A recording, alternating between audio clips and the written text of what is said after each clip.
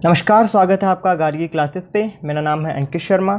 आज के इस वीडियो में हम funds of government of India के बारे में बात करने वाले हैं, जिसमें हम consolidated fund, contingency fund, public account, इनके बारे में हम डिटेलली डिस्कस करेंगे। इनके जो प्रोविज़न है वो कॉन्स्टिट्यूशन के आर्टिकल कौन से आर्टिकल में दिए हुए हैं, इनमें पैसा कहाँ से आता है और इसके पैसा यूज़ करने के लिए, इन फंड से पैसा विड्रॉ करने के लिए किसकी परमिशन की ज़रूरत होती है और किस तरह से वो परमिशन ली जाती है, ये सब टॉपिक के बारे में हम आज इस वीडियो में डिस्कस करने वाले हैं। तो अगर आप हमारे चैनल पे नए हैं तो प्लीज़ चैनल को सब्सक्राइब कर दें, वीडियो को लाइक करें और हमारे चैनल को से ज़्यादा लोगों के साथ शेयर करें। सबसे पहले बात करते हैं कंसोलिडेटेड फ़ंड के बारे में। देखिए, कंसोलिडेटेड फ़ंड का जो प्रोविज़न है वो आर्टिकल 266 और सेक्शन 1 के अंदर दिया हुआ है। ये जो फंड है, इसमें जो अमाउंट फील्ड होता है, जो अमाउंट इसमें रिसीव्ड होता है, जो इसकी रिसिप्ट है, वो tax revenue, non tax revenue और जो लोन, ट्रेजरी बिल्स और इशू करने के लिए जाते हैं, और जैसे आरबीआई से लोन ले लिया या फिर किसी एक्सटर्नल कंट्री से ले लिया, वर्ल्ड बैंक से ले लिया, आईएमएफ से ले लिया, तो वो जो अमाउंट है, वो जो पैसा है, वो इसी कंसोलिडेटेड फंड में आता है।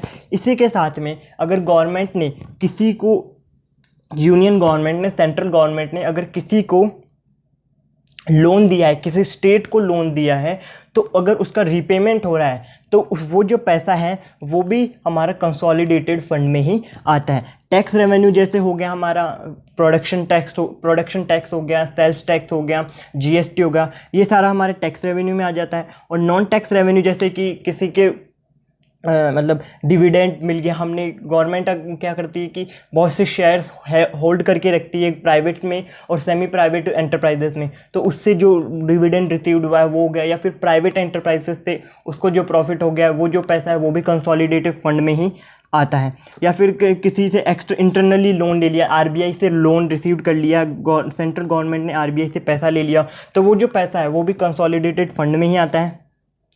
वर्ल्ड बैंक से पैसा ले लिया तो वो एक्सटर्नल लोन प्रोवाइडर हो गए, तो उनसे अगर पैसा लिया है तो वो भी कंसोलिडेटेड फंड में ही आएगा।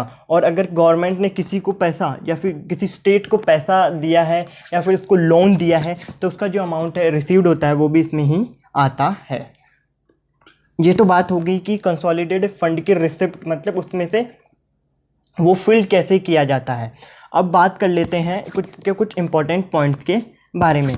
देखिए, जो ये गवर्नमेंट है वो सारे जो एक्सपेंसेस है अपने, वो इसी फंड से करती है। इसी फंड के जो पैसा है वही यूज़ करती है गवर्नमेंट एक्सपेंसेस के लिए। और इसको यूज़ करने के लिए, इसमें से पैसा विड्रॉ करने के लिए हमें पार्लियामेंट्री अप्रूवल नेसेसरी है। जो सेकंड इंपॉर्टेंट पॉइंट है वो है कि parliamentary approval is must to withdraw money from this fund. हमें पार्लियामेंट्री अप्रूवल लेना पड़ता है इस फंड से पैसा यूज़ करने के लिए। इसके बाद में तीसरा पॉइंट है कि CAG of India audit this fund. जो controller and auditor of general fund, general India, ये जो एजेंसी है या फिर ये जो संस्था है वो इसे ऑडिट करती है, और इसकी जो रिपोर्ट है वो जो लेजिस्लेचर है, जो इफेक्टिव जिसे देनी है उसे वो रिपोर्ट प्रोवाइड कराती है, जैसे कि पार्लियामेंट। और इसी तरह से ये जो हमारा जो बजट है वो भी हम इसी से तैयार करते हैं, इसी फंड से हमारा जो बजट है वो भी तैयार किया जाता है। और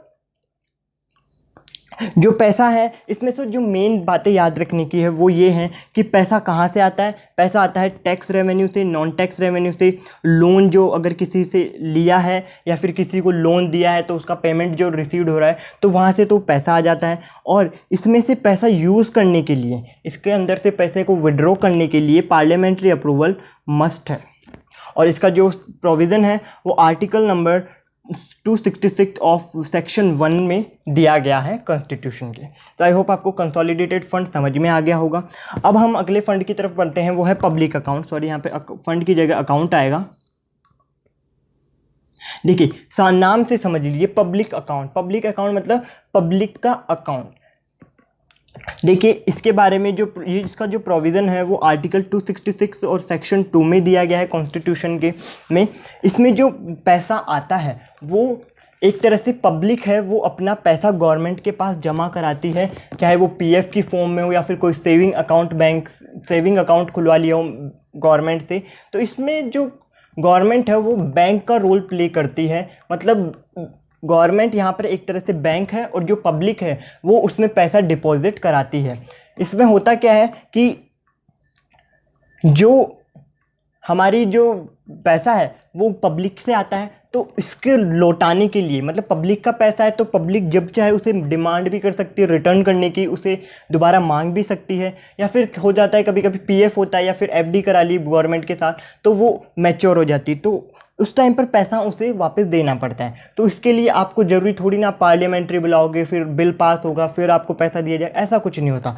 इसमें क्या होता है कि पब्लिक का पैसा है तो पब्लिक को लौटाना है, तो आप है ना डायरेक्टली भी उसे इसमें किसी की परमिशन की ज़रूरत नहीं पड़ती, आप उसे लौटा सकते हैं। ठीक है, तो पढ़ लेते हैं इसको एक बार। All public money received other than those included in consolidated fund of India are held in public account of India like small savings scheme, provident fund scheme etc। देखिए जैसा कि मैंने बताया कि जो पैसा है वो जैसे कि बैंक गवर्नमेंट ने कोई स्कीम चला दी या फिर प्रोविडेंट फंड स्कीम चल रही है, बहुत सी स्कीम चलती रहती है, तो उसमें से पब्लिक का पैसा लेती है और उसे अलग गवर्नमेंट दूसरी जगह यूज़ करती है। तो गवर्नमेंट यहाँ पर बैंक का रोल प्ले करती है। जब आप सपोज कीजिए आपने बैंक में पैसा जमा कराया है, ठीक है, तो अब जब आप चाहेंगे तो बैंक को उससे पैसा लौटाना होगा। ठीक है, तो बैंक यहाँ ऐसा थोड़ी ना है कि पहले मीटिंग बुलाएगा फिर आपके पैसे अप्रूवल लेगा फिर देगा, नहीं, आपको जैसे अपने पैसे की डिमांड की वो आपको पैसा देगा। Here government perform as a bank for public, जैसे कि मैंने बताया था कि यहाँ पर जो गवर्नमेंट है वो बैंक का रोल प्ले करती है पब्लिक के लिए। It can be operated by executive action, money can withdraw without parliamentary approval। ये एग्जीक्यूटिव एक्शन के साथ ऑपरेट किया जाता है, मतलब इसमें पार्लियामेंट्री अप्रूवल रिक्वायरमेंट नहीं होती है। इस अकाउंट को भी जो ऑडिट करते हैं वो हमारे controller and auditor general of India ही इस अकाउंट को भी ऑडिट करती है कि इसमें से कितना पैसा आया कितना पैसा गया, इसको यूज़ गवर्नमेंट ने कहाँ किया, ये सब रिपोर्ट हमारी जो controller and auditor and general of India है वो तैयार करती है। आई होप आपको पब्लिक फंड भी समझ में आ गया होगा। अब हम हमारे टॉपिक की तरफ बढ़ते हैं जो कि है कंटीजेंसी फंड, जिसका जो प्रोविज़न है वो आर्टिकल नंबर 267 में दिया गया है। देखिए ये जो फंड बनाया गया है वो अनफोर्सिन एक्सपेंडिचर को, मतलब अनफोर्सिन जो होती है ना हमारी अनफोर्सिन सर्कमस्टांसेस को फेस करने के लिए बनाया गया है। ठीक है, जो अचानक से आ जाते हैं ऐसे सर्कमस्टांसेस को फेस करने के लिए जो कंटीजेंसी फंड है वो यूज़ किया जाता है। जैसे कि समझ लीजिए कहीं पे बाढ़ आ गई तो उसमें से पैसा निकाल कर आपको दे दिया और उसे यूज़ कर लो। देखिए ये इमरजेंसी के लिए यूज़ होता है, तो इसमें क्या होता है कि आप पैसा निकाल सकते हो और जो पार्लियामेंट्री अप्रूवल है वो आप बाद में लेते हो। ठीक है, पार्लियामेंट्री अप्रूवल लेना पड़ता है लेकिन उसी टाइम पे नहीं, इमीडिएटली नहीं। अगर आपके जैसे सपोज कीजिए इमरजेंसी आ गई, उस टाइम पर आप पैसा निकाल लो और उसे यूज़ कर लो और उसके बाद में आप पार्लियामेंट्री अप्रूवल इसमें लेते हो। ठीक है, ये जो कॉन्टीजेंसी फंड है वो 1950 में, सॉरी 1905 नहीं 1950 में contingency fund of India act के तहत बनाया गया था। ये एक तरह से आपका इंप्रेस्ड मनी होता है, इंप्रेस्ड अकाउंट होता है। इसका जो अकाउंट है इंप्रेस्ड हो गया। इंप्रेस्ड मतलब यहाँ पे समझिए कि एक एग्जांपल से समझाता हूँ कि एक ऑफिस है, उसमें क्या है कि एक इंप्रेस्ड अकाउंट बनाया जाता है कि सपोज कीजिए कि है ना कोई अचानक से कोई इवेंट करना पड़ गया तो उस अकाउंट में से पैसा निकाल लेते हैं और उस इवेंट में यूज़ कर लेते हैं और उसके बाद में फिर से उसमें क्या कर लेते हैं, पैसा भर देते हैं। तो ये जो इंप्रेस्ड अकाउंट है वो स्पेसिफिक पर्पस के लिए, स्पेसिफिक मतलब कोई अनफोर्सीन जो सर्कमस्टांसेस हैं उनको फेस करने के लिए बनाया जाता है। उसी प्रकार से जो इंडियन गवर्नमेंट है वो भी कंटीजेंसी फंड बनाती है, जिसमें वो अगर कोई इमरजेंसी आ जाती है तो उसको फेस करने के लिए वो इस फंड से पैसा यूज़ कर सकती है। देखिए, this fund is held by Finance Secretary, Department of Economic Affairs on behalf of the President of India. It can be operated by executive action। देखिए इस फंड को जो फाइनेंस सेक्रेटरी है डिपार्टमेंट ऑफ इकोनॉमिक अफेयर की, वो उसे handle करती है प्रेसिडेंट के बिहाफ पे, ठीक है। प्रेसिडेंट एक तरह से समझ लीजिए कि प्रेसिडेंट ही उस कॉन्टीजेंसी फंड को यूज़ कर सकता है, और वो जैसे इमरजेंसी आ गई तो उसे बिना किसी पार्लियामेंट्री अप्रूवल के वो एग्जीक्यूटिव एक्शन के साथ इसे यूज़ कर सकता है।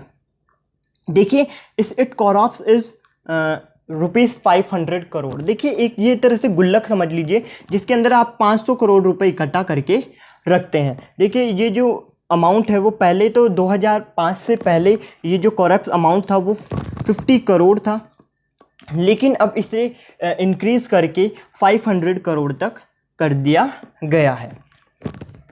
तो आई होप आपको कंसोलिडेटेड फंड, कॉन्टीजेंसी फंड और पब्लिक अकाउंट समझ में आ गए होंगे।